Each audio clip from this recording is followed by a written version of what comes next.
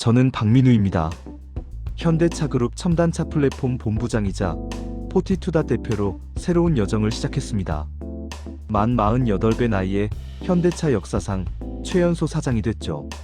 하지만 이 자리가 주는 무게감보다는 지금까지 걸어온 길이 이 순간을 위한 준비였다는 생각이 듭니다. 2004년 저는 고려대학교 전기전자전파공학과를 졸업했습니다. 캠퍼스를 거닐며 미래를 그렸던 시절이 아직도 생생합니다. 단순히 기술을 배우는 것이 아니라 세상을 바꿀 무언가를 만들고 싶었죠. 그래서 미국으로 건너갔습니다. 펜실베이니아 주립대학교, 그곳에서 제 인생의 방향이 결정됐습니다. 2007년 전기공학 석사학위를 받았습니다. 하지만 멈추지 않았습니다. 더 깊이 파고들고 싶었죠. 2010년 컴퓨터공학 박사학위를 취득했습니다. 연구실에서 보낸 나날들은 고되었지만 충만했습니다. 컴퓨터 비전, 머신러닝, 알고리즘, 이 세 가지가 제 세계의 전부였습니다. 밤을 새워 논문을 읽고 코드를 짜고 실험을 반복했습니다. 실패가 성공보다 많았지만 포기하지 않았습니다. 박사 과정 중 가장 힘들었던 순간이 있습니다. 연구가 막혔을 때였죠. 몇 달간 매달렸던 알고리즘이 예상대로 작동하지 않았습니다. 지도 교수님은 다른 주제를 찾아보라고 조언했습니다. 하지만 저는 포기할 수 없었습니다. 밤낮 없이 문제를 들여다봤습니다. 어느 날 새벽 문득 아이디어가 떠올랐습니다. 접근 방식 자체를 바꿔야 한다는 걸 깨달았죠. 그렇게 돌파구를 찾았고 그 연구는 제 박사 논문이 핵심이 됐습니다. 박사 학위를 받자마자 코닥의 연구원으로 일을 시작했습니다. 이미지 처리 기술을 연구했죠. 사진이 어떻게 디지털로 변환되고 어떻게 개선될 수 있는지 탐구했습니다. 당시 코닥은 디지털 전환기를 겪고 있었습니다. 필름에서 디지털로의 변화, 그 한가운데서 저는 새로운 기술을 배웠습니다. 2012년에는 오브젝트 비디오라는 회사로 옮겼습니다. 비디오 분석 기술을 개발하는 곳이었습니다. 움직이는 객체를 인식하고 추적하는 알고리즘을 만들었죠. 또한 카메라 영상에서 사람을 찾아내고 그들의 움직임을 분석하는 시스템이었습니다. 공항, 쇼핑몰, 은행, 다양한 환경에서 작동해야 했습니다. 조명이 어두운 곳, 사람이 많은 곳, 카메라 각도가 이상한 곳, 모든 경우를 고려해야 했죠. 하지만 저는 더 큰 무대를 원했습니다. 제 기술이 실제 세상에 영향을 미치는 곳 말입니다. 그러던 2015년 테슬라에서 연락이 왔습니다. 오토파일럿 팀에 합류하지 않겠느냐는 제안이었죠. 당시 테슬라는 자율주행이라는 혁명을 시작한 참이었습니다. 면접은 강렬했습니다. 첫 번째 라운드는 코딩 인터뷰였습니다. 화이트보드 앞에 섰을 때 저는 긴장하지 않았습니다. 문제를 보자마자 해법이 머릿속에 그려졌습니다. 손가락이 키보드 위를 달렸고 알고리즘이 자연스럽게 흘러나왔습니다. 면접관이 더 어려운 문제를 냈습니다. 시간 복잡도를 최적화하라는 요구였죠. 저는 다시 생각했습니다. 그리고 더 효율적인 방법을 찾아냈습니다. 두 번째 라운드는 컴퓨터 비전 이론 인터뷰였습니다. 제가 박사 과정 동안 연구했던 모든 것을 쏟아냈습니다. 특징점 추출, 객체 인식, 3D 재구성, 하나하나 설명했습니다. 면접관들이 더 깊이 파고들었습니다. 저는 논문을 인용하며 답했습니다. 최신 연구 동향까지 언급했죠.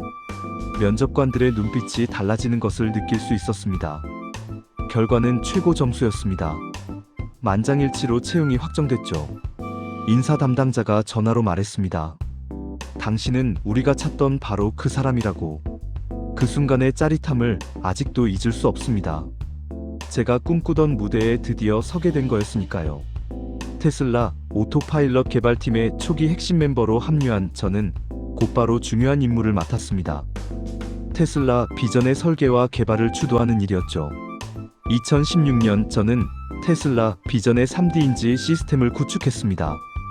이것은 나중에 엔드-투-엔드 시스템으로 발전하기 전 단계였습니다. 당시만 해도 자율주행 기술은 라이다를 중심으로 발전하고 있었습니다. 레이저로 주변을 스캔해 거리를 측정하는 방식이었죠. 하지만 비쌌습니다. 한 대에 수천만 원이 들었습니다. 일론 머스크는 다른 길을 원했습니다. 사람처럼 카메라로 세상을 보는 자율주행차를 만들고 싶어 했죠. 저는 그 비전에 동의했습니다. 사람은 라이더 없이도 운전합니다. 눈으로 보고 뇌로 판단하죠. 자동차도 그럴 수 있어야 했습니다. 하지만 쉽지 않았습니다. 카메라 이미지는 2차원이지만 세상은 3차원이었습니다. 깊이 정보를 어떻게 추정할 것인가? 그것이 가장 큰 과제였습니다. 밤낮 없이 일했습니다. 여러 카메라의 이미지를 동시에 처리하는 알고리즘을 개발했습니다. 전방, 후방, 좌우 8개의 카메라가 보는 세상을 하나로 합쳐야 했습니다. 각 카메라의 시야가 겹치는 부분에서 깊이를 계산했습니다. 스테레오 비전 원리를 활용했죠. 하지만 문제가 많았습니다. 날씨가 바뀌면 성능이 떨어졌습니다. 비 오는 날에는 카메라 렌즈에 물방울이 맺혔고 눈 오는 날에는 시야가 흐려졌습니다. 밤에는 조명이 부족했고 역광에서는 눈부심이 심했습니다. 모든 상황에서 작동하는 시스템을 만들어야 했습니다. 딥러닝을 도입했습니다. 수천 시간의 주행 영상을 학습시켰습니다. 차량, 보행자, 자전거, 신호등 모든 객체를 인식하도록 훈련했습니다. 처음에는 정확도가 낮았습니다. 하지만 데이터를 늘리고 모델을 개선하며 점점 나아졌습니다. 3D 공간을 이해하는 것이 가장 어려웠습니다. 앞차와의 거리를 정확히 측정해야 했습니다.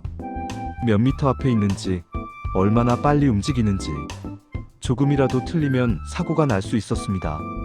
수천 번의 테스트를 거쳤습니다. 캘리포니아 도로를 달리며 데이터를 모았습니다. 고속도로, 시내, 주택가, 다양한 환경에서 시험했습니다. 어느 날 돌파구를 찾았습니다. 시간 정보를 활용하는 거였죠. 한 장의 이미지만 보는 것이 아니라 연속된 프레임을 분석했습니다. 물체가 화면에서 어떻게 움직이는지 보면 거리와 속도를 알 수 있었습니다.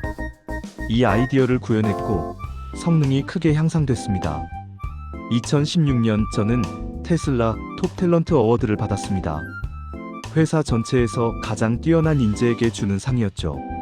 시상식 날 펠로엘토 본사 강당에 직원들이 모였습니다. 무대에 올라 트로피를 받을 때 일론 머스크가 직접 악수를 건네며 말했습니다. 당신 덕분에 우리가 한 발짝 더 나아갔다고. 그의 눈빛에서 진심을 느낄 수 있었습니다. 저 역시 이 팀의 일원이라는 사실이 자랑스러웠습니다. 동료들의 박수 소리가 귓가에 맴돌았습니다. 그날 밤 저는 샌프란시스코만을 바라보며 생각했습니다. 이제 시작일 뿐이라고. 하지만 2017년 저는 중대한 결정을 내렸습니다. 엔비디아로 자리를 옮기기로 한 겁니다. 테슬라에서의 시간은 값졌지만 저는 더 넓은 세상을 보고 싶었습니다. 테슬라는 자동차 회사였지만 엔비디아는 컴퓨팅 플랫폼 자체를 만드는 곳이었죠. 퇴사 의사를 밝혔을 때 팀장이 놀랐습니다. 왜 떠나려고 하느냐고 물었죠. 저는 솔직하게 답했습니다. 더 많은 것을 배우고 싶다고. 한 회사의 자율주행이 아니라 산업 전체를 이해하고 싶다고 말했습니다. 며칠 후 일론 머스크가 직접 저를 불렀습니다. 그의 사무실에 들어서자 커피 한 잔을 건네며 물었죠. 정말 떠나려는 거냐고. 저는 고개를 끄덕였습니다. 그는 잠시 침묵했습니다. 그러더니 말했습니다. 아쉽지만 당신의 선택을 존중한다고. 다만 언젠가 다시 만날 수 있기를 바란다고. 그 말이 제 가슴에 깊이 남았습니다. 일론 머스크 같은 사람이 제 결정을 존중해준다는 것. 그것만으로도 충분했습니다. 하지만 동시에 책임감도 느꼈습니다. 제 선택이 옳았다는 걸 증명해야 했으니까요. 엔비디아에서의 시작은 새로운 도전이었습니다. 저는 자율주행팀의 초창기부터 합류했습니다. 팀은 작았습니다. 10명 남짓이었죠. 하지만 야망은 컸습니다. 모든 자동차 회사가 사용할 수 있는 자율주행 플랫폼을 만들겠다는 거였습니다. 처음부터 모든 것을 만들어가는 일이었죠. 개발 체계도 없었고 표준도 없었습니다. 저는 테슬라에서 배운 것들을 바탕으로 시스템을 설계했습니다. 하지만 테슬라와는 달랐습니다. 이번에는 여러 회사의 요구사항을 모두 만족시켜야 했습니다. 독일 자동차 회사들은 안전을 최우선으로 했습니다. 일본 회사들은 신뢰성을 강조했습니다. 미국 회사들은 성능을 원했습니다. 중국 회사들은 가격 경쟁력을 요구했습니다. 모두를 만족시키는 플랫폼을 만드는 것은 쉽지 않았습니다. 카메라, 레이더, 초음파 센서, 서로 다른 센서들의 정보를 하나로 융합하는 시스템을 구축했습니다. 각 센서는 장단점이 있었습니다. 카메라는 색상과 형태를 잘 인식했지만 거리 측정이 어려웠습니다. 레이더는 거리와 속도를 정확히 측정했지만 해상도가 낮았습니다. 초음파 센서는 가까운 물체를 감지했지만 범위가 좁았습니다. 머신러닝 기반 융합과 클래식 융합 기술을 결합했습니다. 딥러닝 모델이 센서 데이터를 통합했고 전통적인 알고리즘이 결과를 검증했습니다. 두 방식의 장점을 살렸습니다. 성능이 크게 향상됐습니다. 2021년 저는 시니어 디렉터로 승진했습니다. 조직이 100명 이상으로 커졌습니다. 책임도 무거워졌습니다. 이제는 단순히 알고리즘을 개발하는 것이 아니라 팀을 이끌고 전략을 수립하는 역할이었죠. 메르세데스 벤츠와의 첫 미팅을 기억합니다. 독일 슈투트가르트 본사를 방문했습니다. 회의실에 들어서자 엔지니어들이 빼곡히 앉아 있었습니다. 그들은 질문 공세를 퍼부었습니다. 시스템 안정성은 어떻게 보장하느냐? 비상 상황에서 어떻게 대응하느냐?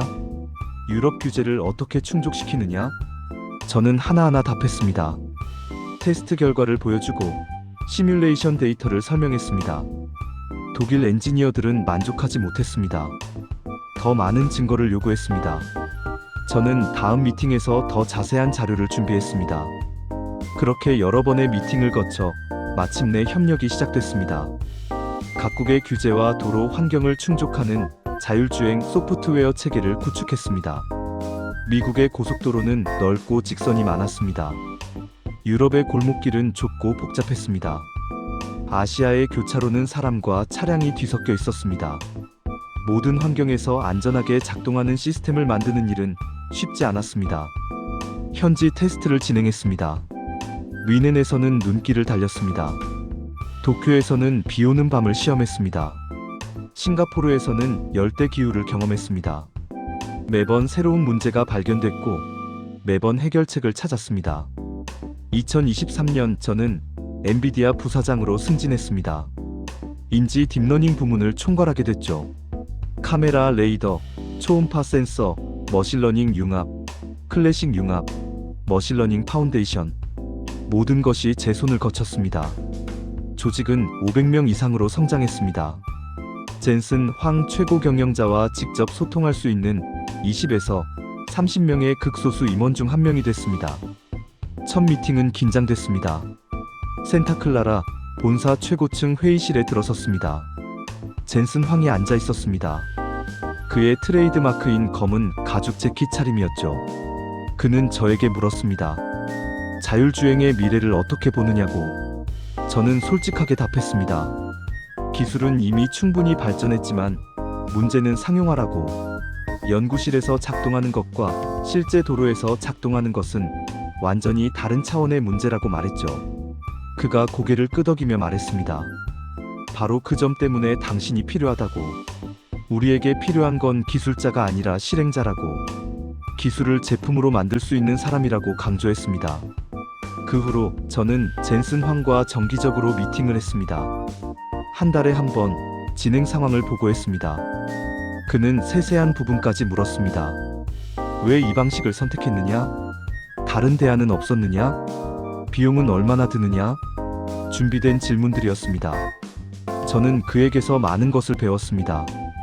기술뿐만 아니라 비즈니스도 이해해야 한다는 것. 고객의 요구를 파악하고 시장의 흐름을 읽어야 한다는 것. 그는 단순한 CEO가 아니라 비전을 가진 리더였습니다. 2025년 저는 새로운 프로젝트를 맡았습니다. 엔비디아의 피지컬 AI 프로젝트인 코스모스를 총괄하게 된 겁니다. 합성 데이터 생성. 이것은 자율주행을 넘어 로보틱스 전반에 적용될 수 있는 기술이었습니다. 실제 세계의 데이터를 수집하는 것은 시간도 많이 걸리고 비용도 많이 듭니다. 차를 몰고 다니며 영상을 찍어야 하고 사람이 일일이 레이블을 붙여야 합니다. 하지만 합성 데이터를 생성하면 무한대로 다양한 상황을 만들어낼 수 있죠. 비 오는 날, 눈 오는 날, 안개 낀 날, 모든 날씨를 시뮬레이션 할 수 있었습니다. 낮, 밤, 석양, 모든 시간대를 만들 수 있었습니다. 도심, 고속도로, 주택가, 모든 환경을 구현할 수 있었습니다.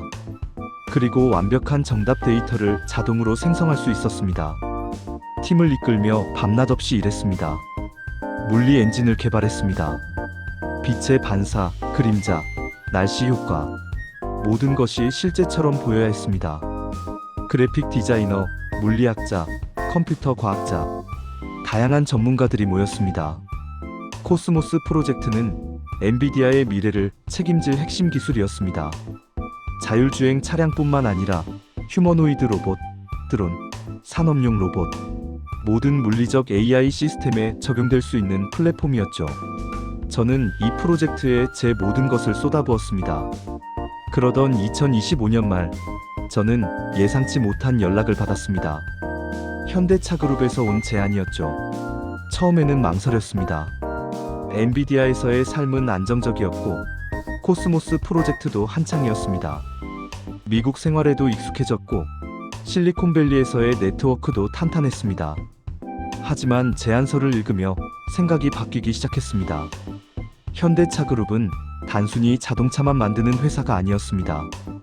보스턴 다이내믹스라는 세계 최고의 로봇 회사를 보유하고 있었습니다. 아틀라스, 스팟, 스트레치, 이름만 들어도 알만한 로봇들이었죠. 현대차그룹의 절박함이 느껴졌습니다. 송창현 전 본부장이 퇴임 의사를 밝히며 조직에 공백이 생긴 상황이었죠. 자율주행 분야에서 뚜렷한 성과를 내지 못했다는 자책도 있었습니다. 언론에서는 현대차그룹이 소프트웨어 전환에 실패하고 있다는 비판도 나왔습니다. 하지만 저는 그것을 기회로 봤습니다.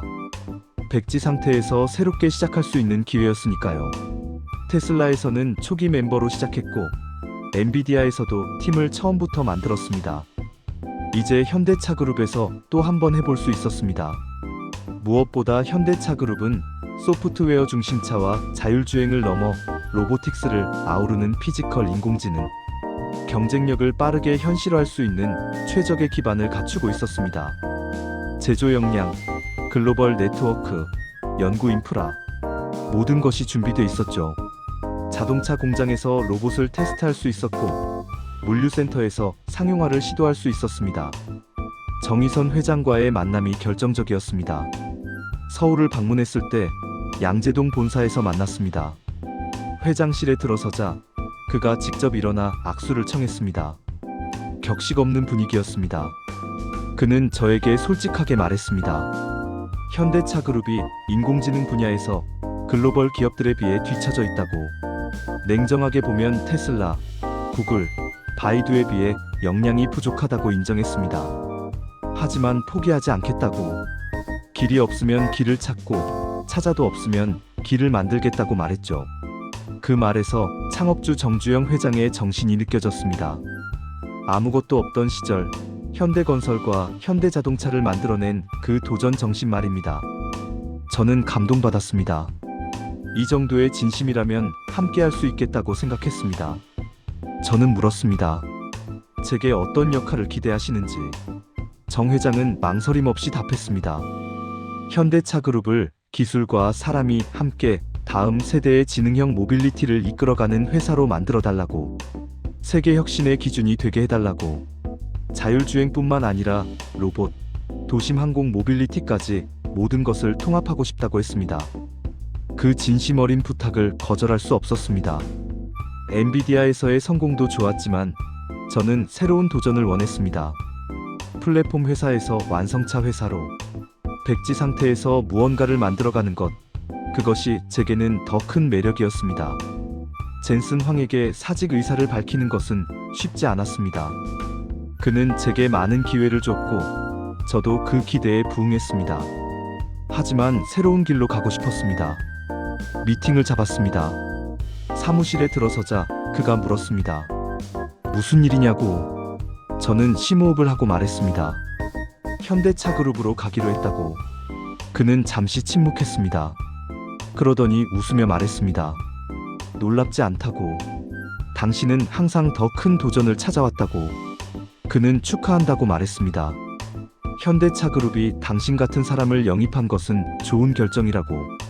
다만 엔비디아와의 협력 관계는 유지하자고 제안했습니다. 저는 고개를 끄덕였습니다. 경쟁자가 아니라 파트너로 남고 싶다고 답했습니다. 2026년 1월 13일, 저는 현대차그룹 첨단차 플랫폼 본부장 겸 포티투다 대표로 공식 선임됐습니다. 만 48배 나이, 현대차 역사상 최연소 사장이라는 타이틀이 붙었죠. 하지만 저는 타이틀보다 책임감을 먼저 느꼈습니다. 수만 명의 직원들, 수백만 명의 고객들, 그들의 미래가 제 어깨에 달려 있었습니다. 첫 출근길, 저는 긴장했습니다. 테슬라에 처음 출근하던 날, 엔비디아로 이직하던 날과는 또 다른 떨림이었죠. 현대차그룹은 한국을 대표하는 기업이었고 수많은 직원들이 저를 지켜보고 있었습니다. 성공해야 한다는 압박감이 컸습니다. 사무실에 도착하자 직원들이 박수로 맞아줬습니다. 복도 양쪽으로 사람들이 늘어서 있었습니다. 저는 한 명 한 명과 악수를 나눴습니다. 어떤 직원은 기대된다고 말했고 어떤 직원은 잘 부탁한다고 했습니다. 진심이 느껴졌습니다. 저는 간단하게 인사했습니다. 함께 새로운 길을 만들어 가자고. 실패를 두려워하지 말고 도전하자고 말했죠. 저도 완벽하지 않으니 서로 배우며 성장하자고 덧붙였습니다. 직원들의 눈빛에서 조심스러운 기대감을 읽을 수 있었습니다. 첫 주는 정신없이 지나갔습니다. 조직 구조를 파악하고 진행 중인 프로젝트들을 검토했습니다. 예상했던 것보다 상황은 복잡했죠. 기술적인 문제뿐만 아니라 조직 문화, 의사결정 구조, 협업 방식까지 모든 것을 재정비해야 했습니다. 자율주행 프로젝트는 여러 개로 나뉘어 있었습니다. 각 팀이 따로 일하고 있었고 통합이 안 됐습니다. 중복 작업도 많았습니다. 의사결정도 느렸습니다. 회의가 너무 많았고 실행은 더뎠습니다. 하지만 저는 희망을 봤습니다. 현대차그룹의 엔지니어들은 열정이 넘쳤습니다. 기회만 주어진다면 무엇이든 해낼 수 있는 사람들이었죠. 제조 현장의 노하우도 탄탄했습니다. 차량을 만드는 역량만큼은 세계 어디에 내놔도 뒤지지 않았습니다. 품질 관리 시스템도 훌륭했습니다. 저는 팀원들에게 말했습니다. 우리가 가진 강점을 최대한 활용하자고. 물리적 제품의 설계와 제조에서 우리는 이미 세계 수준입니다. 여기에 소프트웨어와 인공지능 역량을 더한다면 누구도 따라올 수 없는 경쟁력을 갖출 수 있다고 설명했죠. 구체적인 계획을 세웠습니다. 먼저 자율주행 소프트웨어의 개발 체계를 재정비했습니다. 테슬라와 엔비디아에서 배운 것들을 현대차그룹 상황에 맞게 적용했죠. 카메라 기반 인지 시스템, 센서 융합 기술, 실시간 판단 알고리즘, 하나하나 점검하며 개선점을 찾아갔습니다. 조직도 재편했습니다. 기능별로 나뉘어 있던 팀을 프로젝트별로 통합했습니다. 한 팀이 처음부터 끝까지 책임지도록 했습니다. 의사결정 권한도 현장으로 내렸습니다. 팀장이 직접 판단하고 실행할 수 있게 했습니다. 동시에 포티투닷의 역할을 재정의했습니다. 단순히 자율주행 기술만 개발하는 것이 아니라 소프트웨어 중심차 플랫폼 전체를 아우르는 조직으로 만들고자 했습니다. 차량 운영체제부터 인공지능 알고리즘까지 모든 소프트웨어를 통합적으로 관리하는 시스템을 구축하기 시작했습니다. 가장 중요한 것은 사람이었습니다. 기술은 결국 사람이 만드는 것이니까요. 저는 팀원들과 1대1 면담을 진행했습니다. 그들의 고민을 듣고 비전을 공유했습니다. 어떤 직원은 불안해했습니다. 외부에서 온 사장이 조직을 어떻게 바꿀지 걱정한다고 솔직하게 말했죠. 저는 그에게 답했습니다.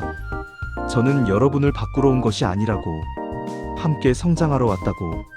제가 가진 경험과 노하우를 나누고 여러분의 열정과 창의성을 끌어내고 싶다고 말했습니다. 그 직원의 표정이 조금씩 밝아지는 것을 볼 수 있었습니다. 몇 주가 지나며 조직의 변화가 일어나기 시작했습니다. 회의 방식이 달라졌습니다. 이전에는 보고 중심이었다면 이제는 토론 중심으로 바뀌었죠. 누구든 자유롭게 의견을 낼 수 있는 분위기를 만들었습니다. 실패를 용인하는 문화도 심었습니다. 도전하다가 실패하는 것은 괜찮지만 도전하지 않는 것은 안 된다고 강조했습니다. 그러던 어느 날 반가운 소식을 들었습니다. 밀란 코박이 현대차그룹에 합류한다는 거였죠. 테슬라에서 함께 일했던 동료였습니다. 그는 오토파일럿뿐만 아니라 옵티머스라는 휴머노이드 로봇 개발까지 총괄한 인물이었습니다. 밀란과 다시 만났을 때 우리는 반갑게 악수를 나눴습니다. 그가 웃으며 말했습니다. 자네가 먼저 왔으니 따라왔다고. 현대차그룹이 피지컬 인공지능 분야에서 큰 그림을 그리고 있다는 걸 느꼈다고 했죠. 저 역시 그의 합류가 반가웠습니다. 자율주행과 로보틱스를 함께 발전시킬 수 있는 기회였으니까요. 밀란은 보스턴 다이내믹스의 사회이사로 임명됐습니다. 현대차그룹의 로봇 자회사였죠. 아틀라스, 스팟, 스트레치, 세계적인 로봇들을 보유한 회사였습니다. 밀란의 경험과 노하우가 더해진다면 이 로봇들이 더 빠르게 상용화될 수 있을 거라 확신했습니다. 우리는 자주 만나 아이디어를 나눴습니다. 자율주행 기술과 로보틱스 기술을 어떻게 연결할 것인가? 차량도 결국은 바퀴 달린 로봇이고 로봇도 움직이는 지능형 기계라는 점에서 공통점이 많았습니다. 센서 기술, 인지 알고리즘, 제어 시스템 모두 공유할 수 있는 기술들이었죠. 저는 팀에 새로운 과제를 제시했습니다. 2028년까지 상용화 가능한 자율주행 시스템을 만들자고. 단순히 기술 시연용이 아니라 실제로 양산할 수 있는 수준의 시스템 말입니다. 엔비디아에서 배운 것처럼 연구와 개발만으로는 부족합니다. 양산과 상용화까지 이어져야 진짜 성과죠. 팀원들은 처음에는 부담스러워했습니다. 2028년이면 2년밖에 남지 않았으니까요. 하지만 저는 자신있게 말했습니다. 우리에게는 현대차그룹이라는 든든한 기반이 있다고. 제조 역량, 글로벌 네트워크, 연구 인프라, 모든 것이 준비되어 있다고 설명했죠. 구체적인 로드맵을 그렸습니다. 첫 해에는 핵심 기술을 안정화하고 둘째 해에는 실차 테스트를 진행하며 2028년에는 양산을 시작하는 계획이었습니다. 각 단계마다 명확한 목표와 검증 기준을 설정했습니다. 테스트는 치열했습니다. 서울의 복잡한 도심, 고속도로, 비 오는 날, 눈 오는 날, 모든 상황에서 시스템이 안전하게 작동하는지 확인했죠. 수천 번의 테스트를 거치며 알고리즘을 개선했습니다. 실패도 많았습니다. 하지만 그 실패에서 배웠습니다. 어느 날 밤, 저는 혼자 테스트 차량에 탔습니다. 자율주행 모드를 켜고 서울 거리를 달렸죠. 차는 스스로 차선을 유지하고 신호를 인식하고 다른 차량을 피했습니다. 부드러우면서도 정확한 움직임이었습니다. 그 순간 저는 확신했습니다. 우리가 제대로 가고 있다고. 하지만 기술적 성과만으로는 부족했습니다. 조직 문화도 바꿔야 했죠. 저는 엔지니어들에게 자율성을 줬습니다. 스스로 문제를 정의하고 해결책을 찾도록 격려했습니다. 실리콘밸리에서 배운 애자일 방식을 도입했습니다. 빠르게 시도하고 빠르게 피드백을 받고 빠르게 개선하는 방식이었죠. 처음에는 낯설어 하던 직원들도 점차 적응했습니다. 회의 시간이 줄고 실행 시간이 늘어났습니다. 보고서 쓰는 시간에 코드를 작성했습니다. 결과는 놀라웠습니다. 개발 속도가 2배 이상 빨라졌죠. 정의선 회장은 정기적으로 진행 상황을 점검했습니다. 그는 세세한 기술적 디테일까지 물었습니다. 카메라 해상도는 충분한지, 프로세서 성능은 어떤지, 전력 소비는 얼마나 되는지. 준비된 질문들이었습니다. 저는 솔직하게 답했습니다. 잘 되고 있는 부분과 개선이 필요한 부분을 구분해서 보고했죠. 회장님은 고개를 끄덕이며 말했습니다. 정직한 보고가 좋다고. 문제를 숨기는 것보다 드러내고 함께 해결하는 것이 낫다고 하셨죠. 그 신뢰가 저에게 큰 힘이 됐습니다. 몇 달이 지나며 내부 평가가 달라지기 시작했습니다. 처음에는 외부에서 온 사람을 경계하던 시선도 있었습니다. 하지만 이제는 함께 일하는 동료로 받아들여졌죠. 복도에서 마주치는 직원들이 먼저 인사했습니다. 점심시간에 함께 밥을 먹자는 제안도 많아졌습니다. 저는 될 수 있으면 많은 직원들과 시간을 보내려 했습니다. 사장실에 갇혀있기보다는 현장으로 나갔습니다. 개발팀, 테스트팀, 양산준비팀, 모든 팀을 돌아다니며 이야기를 나눴죠. 그들의 고민을 듣고 제 경험을 나눴습니다. 한 젊은 엔지니어가 물었습니다. 사장님은 어떻게 테슬라와 엔비디아에서 성공할 수 있었느냐고. 저는 웃으며 답했습니다. 특별한 비결은 없다고. 다만 포기하지 않았을 뿐이라고 말했죠. 수천 번 실패해도 다시 일어섰고 불가능해 보이는 목표도 한 걸음씩 나아갔다고 설명했습니다. 그 엔지니어의 눈빛이 반짝였습니다. 저도 그렇게 하겠다고 말하더군요. 그 순간 저는 깨달았습니다. 제가 여기서 해야 할 일은 단순히 기술을 개발하는 것이 아니라 사람들에게 영감을 주는 것이라고. 외부 평가도 달라지기 시작했습니다. 업계 관계자들은 현대차 그룹의 인재 영입을 능력과 성과 중심의 인재 발탁 사례로 평가했습니다. 한국 출신 글로벌 기술 리더의 롤모델이라는 말도 나왔죠. 저는 그런 평가가 부담스러우면서도 동시에 책임감을 느꼈습니다. 언론 인터뷰 요청이 쏟아졌습니다. 처음에는 거절하려 했지만 홍보팀에서 설득했습니다. 대중에게 현대차 그룹의 변화를 알릴 필요가 있다고 말했죠. 저는 몇 개의 인터뷰를 수락했습니다. 기자들은 비슷한 질문을 했습니다. 왜 현대차 그룹을 선택했느냐고. 저는 솔직하게 답했습니다. 현대차 그룹이 소프트웨어 중심차와 자율주행을 넘어 로보틱스를 아우르는 피지컬, 인공지능 경쟁력을 빠르게 현실화할 수 있는 최적의 기반을 갖췄기 때문이라고. 기술과 사람이 함께 다음 세대의 지능형 모빌리티를 이끌어갈 수 있다고 믿었기 때문이라고 말했습니다. 또 다른 질문도 있었습니다. 일론 머스크가 퇴사를 만료했다는데 사실이냐고. 저는 잠시 망설이다 답했습니다. 사실이라고. 하지만 저는 더 넓은 세계를 보고 싶었다고. 한 회사에 머무르기보다는 여러 경험을 쌓고 싶었다고 설명했죠. 시간이 흐르며 저는 현대차 그룹에 적응해 갔습니다. 한국 기업의 문화도 이해하게 됐습니다. 실리콘밸리와는 다른 점도 많았지만 배울 점도 많았죠. 무엇보다 사람들의 열정과 헌신이 인상적이었습니다. 밀란과 저는 정기적으로 만나 전략을 논의했습니다. 자율주행과 로보틱스를 어떻게 융합할 것인가? 차량에 적용된 인공지능 기술을 로봇에도 적용할 수 있지 않을까? 공장 자동화에 휴머노이드 로봇을 투입한다면 어떨까? 수많은 아이디어가 오갔습니다. 우리는 구체적인 프로젝트를 시작했습니다. 현대차 공장에 보스턴 다이내믹스의 스팟 로봇을 투입하는 계획이었죠. 안전 점검, 설비 모니터링 같은 업무를 로봇이 맡는 겁니다. 파일럿 프로젝트는 성공적이었습니다. 로봇은 사람이 접근하기 어려운 곳도 쉽게 점검했고 24시간 쉬지 않고 작업할 수 있었습니다.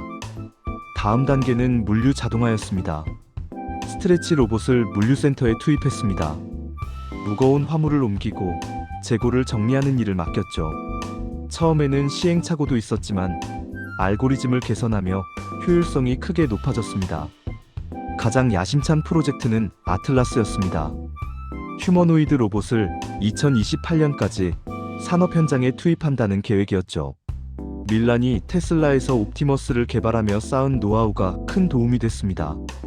하드웨어, 소프트웨어, 인공지능을 통합하는 과정에서 그의 조언이 빛을 발했습니다.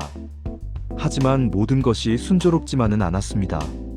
휴머노이드 로봇은 기술적으로 매우 복잡했습니다. 균형을 잡고 물체를 인식하고 정교하게 조작하는 모든 과정이 어려웠죠. 수백 번의 테스트를 거쳐도 완벽하지 않았습니다. 어느 날 저는 개발팀 앞에서 솔직하게 말했습니다. 우리가 목표로 한 2028년 상용화가 쉽지 않을 수 있다고. 하지만 포기할 수는 없다고.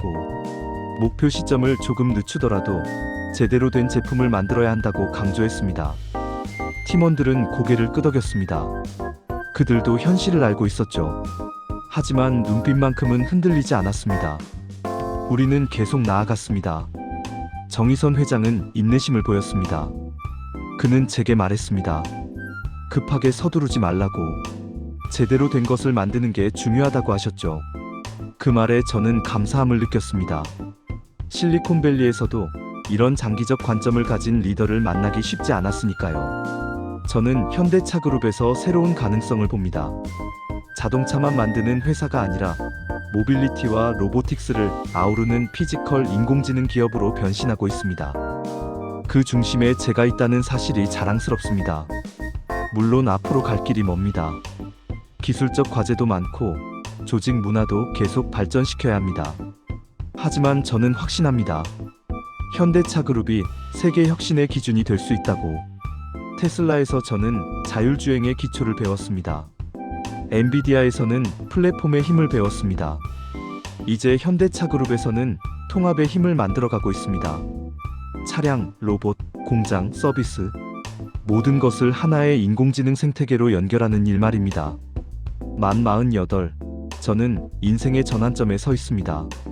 최연소 사장이라는 타이틀보다 중요한 것은 제가 무엇을 남길 것인가입니다. 기술만이 아니라 사람을, 문화를, 미래를 만들어가고 싶습니다. 밤늦게 사무실을 나서며 하늘을 올려다봅니다. 별이 반짝입니다. 저 별들처럼 우리도 빛나는 미래를 만들 수 있을 거라 믿습니다. 현대차그룹과 함께, 팀원들과 함께, 한국의 기술 인재들과 함께 말이죠. 길이 없으면 길을 찾고, 찾아도 없으면 길을 만들면 됩니다. 정주영 회장의 그 말이 이제는 제 좌우명이 됐습니다. 저는 박민우입니다. 그리고 저의 여정은 이제 막 시작됐습니다.